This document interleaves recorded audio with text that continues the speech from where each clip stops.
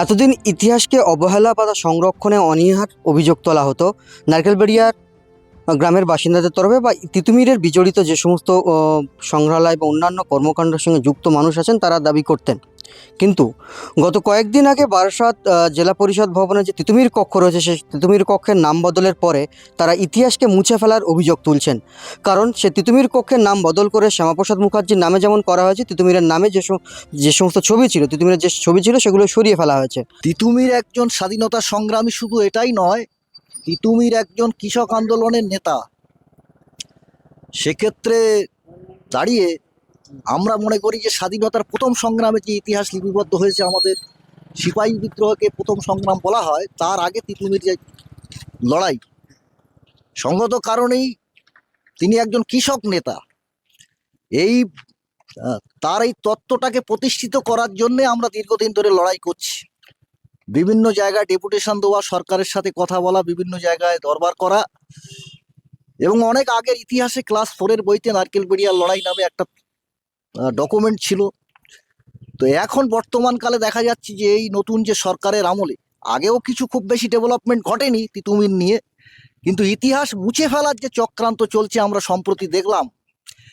বারাসাত তিতুমির সভাকক্ষ নামে যে হল আছে জেলা পরিষদের, সেই হলে আরএসএস প্রভাবিত আইনজীবী সংগঠন একটা মিটিং করার জন্য ওটা ভাড়া নেয়, আমরা যতদূর জানি। কিন্তু আমরা দুর্ভাগ্যের সঙ্গে লক্ষ্য করলাম, তারা মিটিং করার পরিবর্তে মিটিং হয়তো তারা করলেন, কিন্তু ওখানে যে তিতুমিরের সভাকক্ষ নামটা ছিল সেই নামটা উঠিয়ে শ্যামাপ্রসাদ সভাকক্ষ নাম রাখলেন, এবং ওখানে যে তিতুমিরের ছবি ছিল সেটাকে সরিয়ে ফেললেন। এটা আমরা নারকেলবেড়িয়া শহীদ তিতুমির মিশনের পক্ষ থেকে এবং গোটা বাংলার মানুষের পক্ষ থেকে এটা তীব্র প্রতিবাদ জানাচ্ছি। আমি কিছু ভেবে পাচ্ছি না যে তিতুমির একে অবহেলিত।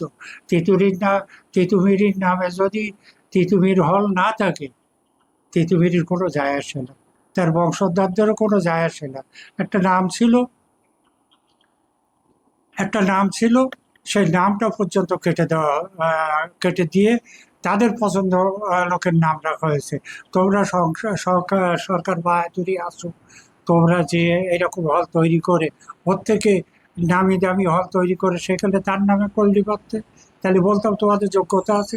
আসলেই তোমাদের যোগ্যতা নেই। অত্যন্ত নিন্দনীয় বিষয়।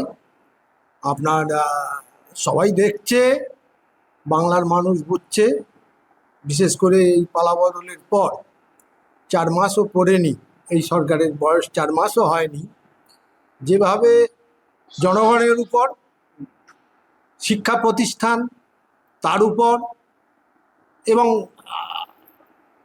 স্বাধীনতা সংগ্রামী ঐতিহাসিক ব্যক্তিত্ব তাদের উপর, বিশেষ করে আপনারা জানেন আমাদের স্বাধীনতা সংগ্রামে সুভাষচন্দ্র বসু,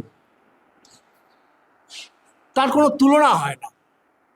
সশস্ত্র স্বাধীনতা সংগ্রামে অংশ নিয়ে পূর্ণ স্বাধীনতার দাবি নিয়ে তিনি যে যুদ্ধ করেছেন আজাদ হিন্দ বাহিনীর নেতৃত্বে, তুলনা হয় না। তাকে পর্যন্ত গুন্ডা বলছেন এই আরএসএস বিজেপি পরিচালিত ব্যক্তিরা।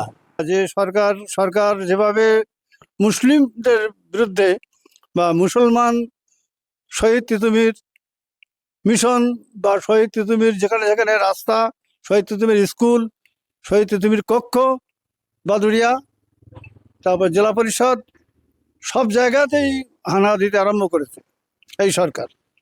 মাত্র 4 মাসের সরকার হয়ে এই অবস্থা। আমরা যখন পড়াশোনা করতাম এই স্কুলে, তখন 177 জন এরকম স্টুডেন্ট ছিল। তো পড়াশুনো উন্নত মানের ছিল সেই ক্ষেত্রে। বর্তমান যে পরিস্থিতি, স্কুলের যে পরিকাঠামো, বিল্ডিং, যে চারিপাশে মানে জরাজীর্ণ অবস্থা হয়ে পড়েছে, যে একটা তিতুমির স্বাধীনতা সংগ্রামী, তাকে নিয়ে স্কুলটা, তার স্মৃতি উদ্দেশ্যে স্কুলটা ভগ্নদশা, কোনো পরিবর্তন নেই। স্কুলটা পুরনো হয়ে যাচ্ছে, তত প্লাস্টার খসে পড়ছে। সেগুলো পরিকাঠামোর দিক থেকে যদি উন্নত করা হয়, স্কুলটা আগের হালে ফিরবে। আগে তো জানতে হবে তিতুমির কে, স্বাধীনতা সংগ্রামী। ব্রিটিশ ফৌজকে আটকে দিয়েছিলেন বাসে কেল্লা করে, এবং উত্তর চব্বিশ এই নামেই করা হয়েছে। এই জন্যই যেমন তিতুমির কলেজ করা হয়েছে, সেরকম ওই তেঁতুলবেড়িয়া হচ্ছে তোমার গিয়ে বিস্তীর্ণ এলাকা, ইংরেজ ফৌজকে তাড়িতে পেরেছিলেন নারকেলবেড়িয়া।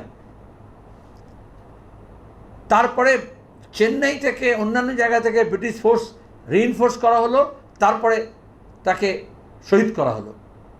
যারা ব্রিটিশ সাম্রাজ্যের বিরুদ্ধে লড়েছে তাদের সবাইকে মেলাইন করছে, আর মুসলমান নাম হলে তো কোনো অসুবিধা নেই। তিতুমিরের যিনি বর্তমান বংশধরেরা আছেন তারাও দাবি করছেন যে আগের সরকার তো এর কোনো রকম পরিকাঠামোগত উন্নয়ন কিংবা তিতুমিরের ইতিহাসকে সংরক্ষণে কোনো উদ্যোগই নেয়নি। আর বর্তমান সরকার যা করছেন সেটা তীব্র নিন্দনীয়, বরং ইতিহাসকে বিকৃত করা হচ্ছে এবং ইতিহাসকে মুছে ফেলার অপচেষ্টা করা হচ্ছে। তাই সামগ্রিকভাবে তারা প্রশাসনের কাছে দাবি করছেন যে যা ঘটনা ঘটছে বা যারা এই ঘটনার সঙ্গে জড়িত তাদের দ্রুত গ্রেপ্তারির পাশাপাশি কঠোর ব্যবস্থা গ্রহণের পাশাপাশি প্রকৃত ইতিহাসকে সংরক্ষণের দাবি তুলছেন তারা। বসিরহাট থেকে শাহজাহান পুরকাইতের রিপোর্ট, ইটিভি ভারত।